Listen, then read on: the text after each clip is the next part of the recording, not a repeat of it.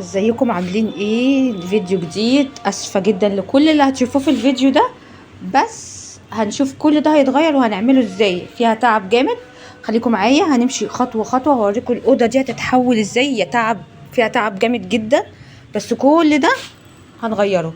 مبدئيا كده بصوا منظر الأوضة معايا، واسفة لبشاعة المنظر. هو كان فيها أوضة نوم وانا بعتها. بصوا بقى، طبعا انا اتفقت مع نقاش هيجي يعمل لي الشقة دي كلها. بصوا المنظر. هعمل ايه دلوقتي؟ انا كل اللي هعمله ان انا هروق الاوضه عشان النقاش لما يجي هيبدا يشتغل. واحده واحده كده بقى معايا، وخليكم معايا خطوه بخطوه نشوف هنعمل ايه. هنبدا نلم كل ده، هيتغسل وهيتنضف وهيتلم. نبدا نرفع المرتبه. بصوا انا لميت اللي هو السرير، اللي هو ده السرير ده بيتقفل ويتفتح. بصوا المنظر. ولميت هنا المرتبه. طبعا كل ده هيتغير. هعمل ايه دلوقتي؟ معلش. بصوا بقى، هبدأ زي ازعف كده الشباك، وهنزل بقى على الحيطان.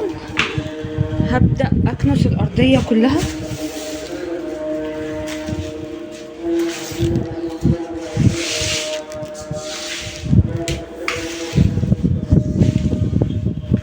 كل ده هننضفه وهنرجعه تاني وهنزعف.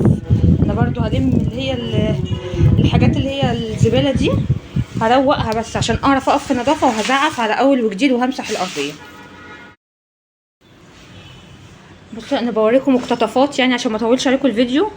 بصوا انا لميت كده وكنست تحت الحاجه دي وزعفت الشباك كويس جدا. هو محتاج يتلمع بس. وادي الارضيه بكنس فيها برضو، وبرضو همسحها مسحه كويسه، بس بشيل الترابه عشان لو ما كنستش كويس مش الترابه مع الميه هتعمل مشاكل. دلوقتي برضو هدخل بعد ما اكنسها تماما والمها كويس قوي. هعمل بالمكنسه اللي هي الزاوي والسفل بتاع الحيطه عشان اتاكد تماما ان هي مفيهاش ترابه. بصوا دلوقتي الاوضه اهي يا دوب بس اتكنست، تحسوا ان هي برضو ما اتغيرش فيها حاجه، بس هي يعني انا شايفه ان هي رقت شويه. انا كنستها كلها ولميت ايه سيبها كده في كيس، وكنست البلكونه برضو وشفطت على قد ما اقدر. هديها تلميعه دلوقتي كده، يعني يعني بالشرشوبه هديها زي مسحه كده بسيطه. ليه؟ عشان الترابه دي اصلا يعني مش عايزه اقول لكم هي عامله ايه في مناخيري. فهديها مسحه كده وارجع لكم.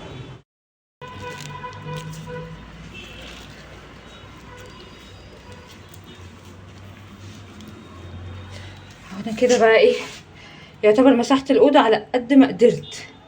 يعني ممكن ايه بقى، انا كده يعتبر شلت الزباله وشلت اللي على الوش كله. بعد كده هديها زي تنفيضه، وايه هطلع بقى باقي الحاجه دي عشان لما النقاش يجي.